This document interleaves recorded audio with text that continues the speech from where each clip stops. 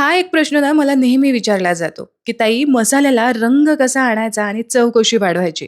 तर मसाल्यासाठी फक्त 3 प्रकारच्याच मिरच्या पुरेशा होतात.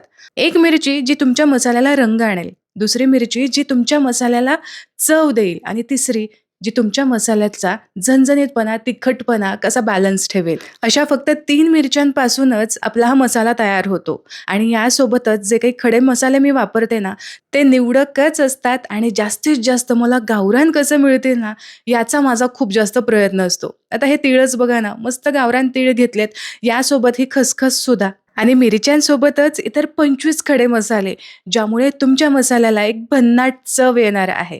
आणि तुम्हाला खरं सांगू का, हा मसाला फार झणझणीत नाहीये. मध्यम तिखट आहे, यामुळे तुम्ही रोजच्या भाज्यांसाठी, नॉन-व्हेजसाठी, व्हेजसाठी नक्कीच वापरू शकता.